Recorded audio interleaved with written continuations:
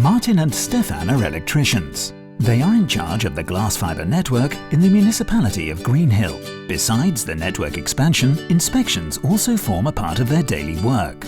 Naturally, it is necessary to make sure that the cables are properly spliced and the correct signal is sent from the OMDF distributor to the optical telecommunications outlet. Unfortunately, mistakes are often made when connecting the cables. Until now, the red light test has been used for these inspections. This requires that the person has access to the OTO and goes there in person. So Martin has to ring at Mrs. Huber's flat and hope that she is at home. If Mrs. Huber is available, Martin then enters the flat.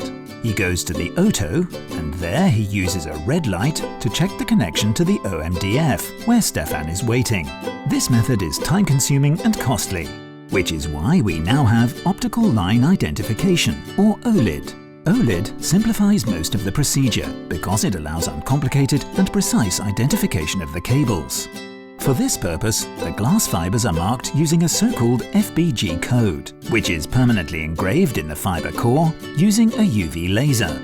This code is then incorporated in the diamond connector. Each connector reflects a certain specific wavelength. This ensures that a unique address is provided. All this is done outside the data transmission area. The OTOs are then fitted with the special OLiD glass fiber connectors. Of course, everything is Swiss-made. Now, by using OLiD, Stefan can simply check the individual connections at the OMDF itself. He connects up an OLiD interrogator, which transmits a light signal through the glass fibers. The signal is reflected off the connector, and the software indicates whether the tested port is in fact connected to Mrs. Huber's OTO.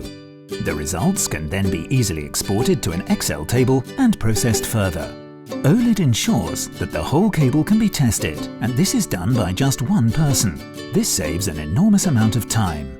It is also possible to detect crossed lines or interruptions in the cable. If there are crossed lines, the problem is traced using the familiar method of OTDR, optical time domain reflectometry. Because the OLiD encoding is permanently incorporated in the OTO, the cable can still be easily checked again after the problem has been rectified. In this way, the work of Martin and Stefan is made much easier and more efficient, thanks to the advanced OLiD technology.